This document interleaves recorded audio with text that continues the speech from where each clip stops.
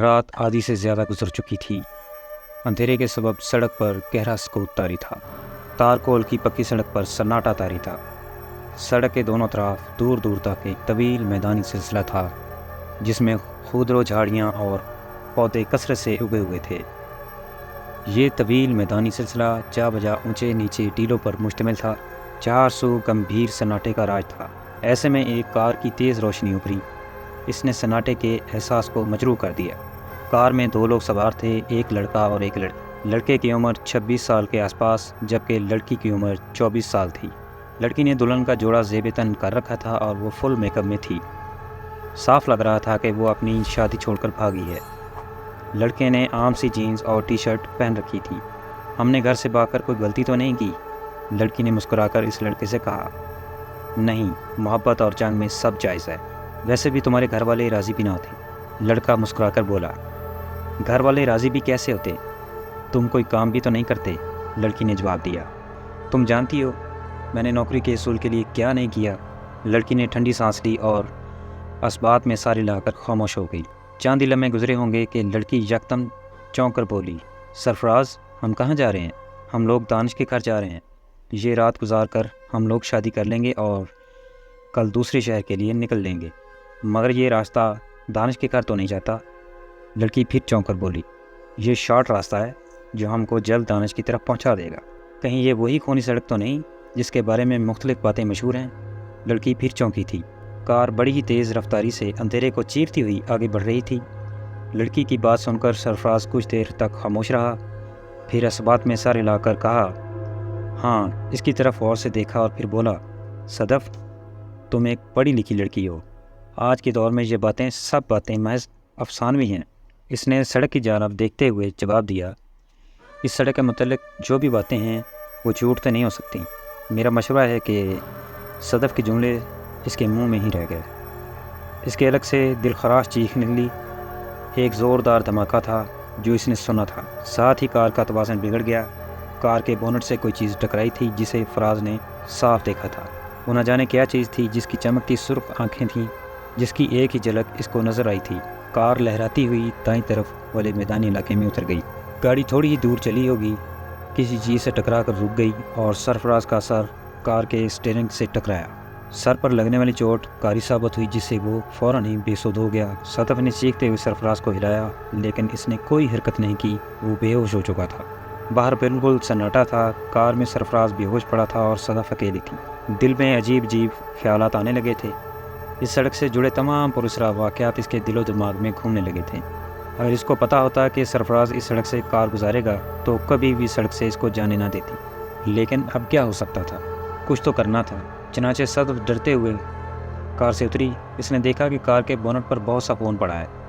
ہو سکتا تھا یہ اسی چیز کا خون ہو جو چیز کار کے بونٹ سے ٹکرائی تھی۔ یہ دیکھ کر وہ چونک گئی کہ کار ایک بہت طویل قد آدم مجسمہ سے ٹکرا کر رکی ہے۔ اس نے غور سے اس مجسمہ کو دیکھا۔ دوسرے پل وہ چونک گئی۔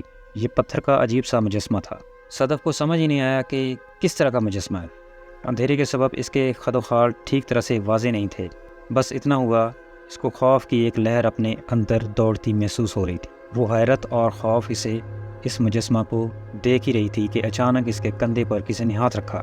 ہاتھ کے رکھتے ہی صدف بری طرح سے اچھل پڑی اور اس کے حلق سے چیخ نکل گئی۔ اس نے مڑ کر دیکھا تو پھر چیخوں کا نہ رکنے والا سلسلہ شروع ہو گیا تھا۔ اس نے جس کو دیکھا وہ بہت ہی خوفناک تھا۔ اس کی لال سرخ آنکھیں تھیں جن میں وحشت دیکھ کر وہ کام کر رہ گئی۔ دوسرے پل صدف لہرا کر اس نواروں کی باہوں میں جھول گئی۔ دوسرے دن سرفراز کی لاش پولیس نے اسی سڑک پر دریافت کی تھی اور لاش کی یہ حالت تھی کہ اس کے جسم اور چہرے پر جاں بحق زخموں کے نشانات تھے اور جسم میں خون بے حد کم تھا۔ یوں لگتا تھا کہ کسی درندے نے بڑی ہی بے دردی سے سرفراز کا خون پیا ہے۔ پولیس رپورٹ کے مطابق سرفراز گزشتہ رات شہر کے ایک باعزت بزنس مین نثار احمد صاحب کی لڑکی کو اس کی شادی سے لے کر بھاگا تھا۔ اب پولیس کو اس کی لاش ملی تھی، لڑکی کا کوئی پتہ نہ تھا۔ کاشف خان شہر کے ایک مشہور معروف بزنس مین تھے۔ انہیں اپنے بزنس کے سلسلے میں بیرون ملک سفر کرنا پڑتا تھا۔ چند سال پہلے تک کاشف اتنا کامیاب کاروباری نہ تھا۔ بس چھوٹا موٹا سا کاروبار تھا جس کو چلانے کے لیے بے حد پاپڑ بیلنے پڑتے تھے، لیکن اس کی محنت اور لگن نے اس کے کاروبار کو 10 سال میں بلندی اور عروج بام عطا کیا تھا۔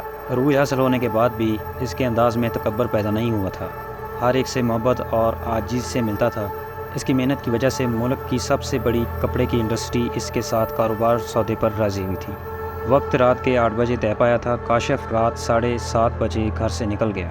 بیگم میں خالص گھریلو عورت تھی، وہ ہمیشہ ہی ان بے وقت کی کاروباری میٹنگ سے چیڑی کھاتی تھی۔ چنانچہ وہ گھر سے نکلا تو اس نے ناک بھون چڑھائی تھی، لیکن ہنس کر ٹالتے ہوئے گھر سے نکل آیا تھا۔ جلد پہنچنے کے لیے اس نے ایک مختصر راستے کو چنا تھا۔ کاشف جانتا تھا کہ اگر وہ مختصر راستے سے نہیں جائے گا تو شدید قسم کی ٹریفک میں پھنس جائے گا، جو کہ گوارا نہ تھا۔ اس کی وجہ اس سڑک پر ہونے والی پر اسرار اموات تھی۔ پہلے اس سڑک پر خاصی آمد و رفت ہوا کرتی تھی، اس کے بعد آہستہ آہستہ لوگوں میں ڈر خوف پھیلنے لگا تھا۔ بہت جلد یہ خونی سڑک کے نام سے مشہور ہو گئی۔ اس کی وجہ لوگوں کی لاشیں تھیں جو اس سڑک سے ملا کرتی تھیں۔ وہ لاشیں بربریت اور وحشت کا اعلیٰ نمونہ ادا کرتی تھیں۔ لاش کے چہرے اور جسم پر زخموں کے بے جا نشانات ہوتے تھے اور جسم میں خون بہت کم پایا جاتا، جس سے ایسا لگتا کہ یہ کسی درندے کا کارنامہ ہے۔ جب اس طرح کے واقعات بہت زیادہ بڑھ گئے تو حکومت کی طرف سے انکوائری ٹیم تشکیل دی گئی، لیکن ٹیم کے ممبران بھی ان حادثات کا شکار ہو گئے۔ جو زندہ بنی کامیاب ہو سکے ہمیشہ کے لیے پاگل ہو گئے۔ ان کے چہروں پر ایسا خوف پایا جاتا جو کہ ناقابل یقین ہوتا۔ لوگوں نے ان واقعات کے بارے میں بہت قیاس لگائے تھے۔ کوئی یہ کہتا کہ یہ کوئی بدروحوں کا گروہ ہے جو لوگوں کو ورگلا کر عوام کا خون پی جاتا ہے۔ کوئی آدم خور شیر کی داستان سناتا، مگر ایک روایت نے زیادہ شہرت حاصل کی۔ کہا جاتا ہے کسی زمانے یہاں پر کسی ملک کی باغیوں کا گروہ آ کر رہنے لگا۔ یہ گروہ زندگی گزارنے کے لیے ڈاکے مارا کرتا تھا۔ جب یہ واقعات بڑھ گئے تو حکومت نے پولیس پارٹی ان مجرموں کی سرکوبی کے لیے روانہ کی۔ ڈاکو تو محفوظ رہے مگر پولیس والے کبھی واپس نہ آ سکے۔ اس کے بعد حکومت کوئی اور ٹھوس قدم اٹھا پاتی، ملک میں طاعون کی وبا پھیلی جس سے پورا ملک شدید متاثر ہوا تھا۔ طاعون اس علاقے میں پھیلا، چونکہ یہ لوگ مطلوب تھے اس لیے ان کی کوئی مدد نہ کی گئی، جس کی وجہ سے یہ سارا قبیلہ وبا کا شکار ہو کر مارا گیا۔ اس کے بعد لوگ یہ سمجھنے لگے کہ ان مجرموں کی بدروحیں اس علاقوں میں لوگوں کو مارتی پھرتی ہیں۔ چنانچہ حکومتی اقدامات کا کوئی ٹھوس فائدہ نہ ہونے کی وجہ سے اور اس سڑک کو حادثاتی مقام قرار دے کر بند کر دیا گیا۔ لیکن پھر بھی بہت سے منچلے چلے جاتے اور پھر کبھی واپس نہ آتے، اور ان کی لاشیں اس حالت میں ملتیں جو کہ وحشت اور بربریت کا نمونہ ہوتی۔ کاشف بڑے ہی پرسکون انداز میں کار چلاتا ہوا آگے بڑھتا چلا جا رہا تھا تو ہم پرستی پر کہکے لگا رہا تھا جو کہ اس سڑک کو آسیبی قرار دیتے تھے۔ دل ہی دل میں ان لوگوں کی ابھی تک اس کے ساتھ ایسی کوئی واردات نہیں ہوئی تھی جو غیر معمولی ہو۔ سڑک کے دونوں طرف طویل میدانی سلسلہ تھا جس میں خضرو پودے، جھاڑیاں اور اونچے نیچے ٹیلے وافر تعداد میں موجود۔ کاشف کو کار چلاتے ہوئے 10 منٹ سے زیادہ عرصہ گزر چکا تھا مگر سڑک ختم ہونے کا نام ہی نہیں لے رہی تھی۔ سڑک تو شیطان کی آنت کی طرح لمبی ہی ہوتی جا رہی تھی۔ وہ سوچ میں پڑ گیا، اس کے اندازے کے مطابق فاصلہ اتنا زیادہ نہیں تھا، زیادہ سے زیادہ 15 منٹ کے بعد اس مین روڈ پر ہونا چاہیے جہاں سے ہوٹل سی ایگل کا راستہ شروع ہوتا ہے۔ اچانک اس کی نظر فیول میٹر پر پڑی۔ فیول کا نشان بتانے والی سوئی 0 کی جانب اشارہ کر رہی تھی، مطلب پیٹرول بھی ختم ہونے والا تھا۔ اب شدید قسم کی پریشانی کاشف کے چہرے پر نظر آنے لگی۔ ملاقات کا وقت بھی شروع ہوا جاتا تھا۔ اچانک کار نے جھٹکے لینے شروع کر دیے۔ چند لمحوں کے بعد کار لہراتی ہوئی سڑک کی دائیں طرف کچے میں اتر گئی۔ کار کا فیول میٹر 0 کی ریڈنگ شو کر رہا تھا اور کار رک چکی تھی۔ او خدا، اب کیا ہوگا؟ کاشف کار سے نکل کر بڑبڑایا۔ اس نے گھڑی دیکھی تو رات کے 10 بج رہے تھے۔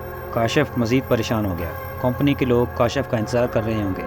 اگر وہ لوگ انتظار کر کے چلے گئے تو ساکھ بزنس مارکیٹ میں کافی خراب ہو جائے گی۔ وہ شدید پریشان ہو گیا۔ یہ اتنا ہی وقت لگ گیا تھا جتنا ٹریفک جام میں لگتا تھا۔ دور دور تک تحت نگاہ ویرانے اور سناٹے کا راج تھا۔ اس کی سمجھ میں نہیں آ رہا تھا کہ وہ کیا کرے۔ اچانک اس کو اپنے فون کا خیال آیا۔ اس نے فوراً ہی جیب سے موبائل فون نکالا۔ یہ دیکھ کر اس کو شدید قسم کی مایوسی ہوئی کیونکہ فون بند تھا۔ کاشف کی سمجھ میں نہیں آ رہا تھا کہ فون بند کیوں ہوا۔ اس کو اچھی طرح یاد تھا کہ جب وہ گھر سے نکلا تھا تو فون کو اچھی طرح سے چارج کر لیا تھا۔ اس کی یہ عادت ہمیشہ سے تھی کہ جب بھی وہ گھر سے نکلتا تو اپنا فون چارج کر کے نکلتا تھا، لیکن آج تو بالکل ہی انہونی ہوئی تھی۔ شدید سردی کا احساس بھی ستا رہا تھا۔ چنانچہ اس نے گاڑی میں بیٹھ کر کار کا ہیٹر آن کر لیا۔ کچھ ہی لمحے گزرے ہوں گے کہ کاشف ایک عجیب سی آواز سن کر چونک پڑا، جیسے کوئی پائل پہنے چھن چھن کرتا چلا رہا۔ کاشف کار سے باہر نکل آیا۔ جیسے ہی وہ گاڑی سے باہر نکلا دور دور تک گہرے سناٹے اور خاموشی کا راج تھا، لیکن پائل کی آواز برابر اس کے کانوں کو سنائی دے رہی تھی۔ خوف کا احساس اس کے دل میں سرایت کرنے لگا۔ ویرانے اور سناٹے میں پائل کی آواز اچھے خاصے لوگوں کا خون خشک کرنے کے لیے کافی تھی۔ کاشف کو وہ ساری پراسرار کہانیاں یاد آنے لگیں جو کہ اس سڑک سے منسوب تھیں۔ وہ ادھر ادھر دیکھ ہی رہا تھا کہ اچانک اس کو دور سے ایک روشنی اپنی طرف آتی نظر آئی۔ اس نے غور سے دیکھا تو کوئی انسان ہاتھ میں لالٹین لیے چلے آ رہا ہے۔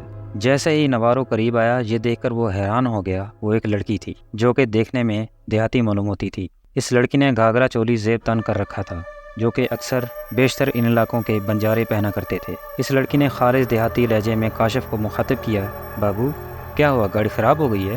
نہیں، گاڑی تو ٹھیک ہے مگر افسوس پیٹرول ختم ہو گیا ہے، کاشف نے مایوسی سے سر ہلاتے ہوئے کہا۔ اوہ، لڑکی نے تعصب کا اظہار کیا۔ بس اب انتظار ہے کہ کوئی مدد آ جائے، مگر تم اس ویرانے میں کیسے؟ کاشف نے حیرت سے کہا۔ لڑکی بولی، بابو یہاں تھوڑی سی دور ایک بستی ہے جہاں ہمارا گھر ہے، ہم بولے بٹکے راہگیروں کی مدد کرتے ہیں۔ لڑکی مسکرا کر بولی، مگر میں نے تو سنا ہے یہاں کوئی آبادی نہیں اور یہاں پر آمد و رفت کی پابندی ہے۔ وہ بدستور حیرت بھرے لہجے میں بولا۔ لالٹین کی روشنی میں اس نے دیکھا کہ اس کی بات سن کر لڑکی کے چہرے پر ایک رنگ سا آ کر گزر گیا، جیسے وہ یکدم گڑبڑا سی گئی ہو۔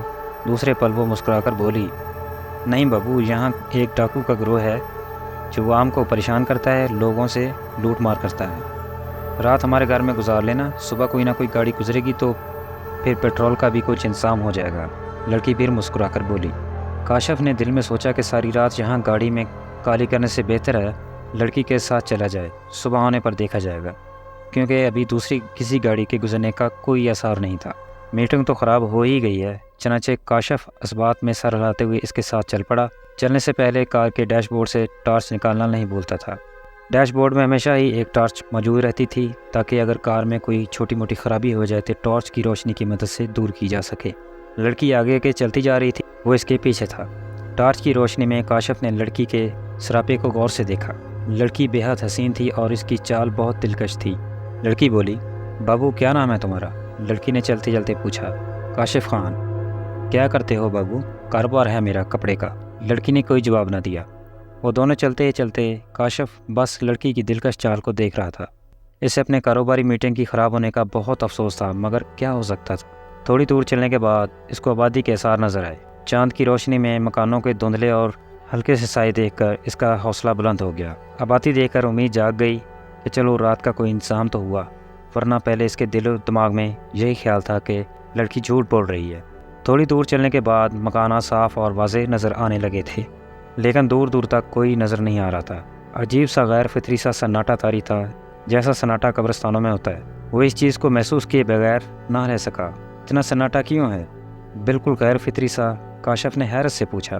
اس کی بات سن کر لڑکی چونک گئی، اپنے آپ کو سنبھالتی ہوئی بولی، تم کو پریشان ہونے کی ضرورت نہیں ہے بابو، سیدھے سادے دیہاتی ہیں، زیادہ دیر تک جاگنے کی عادت نہیں ہے، جلدی سو جاتے ہیں۔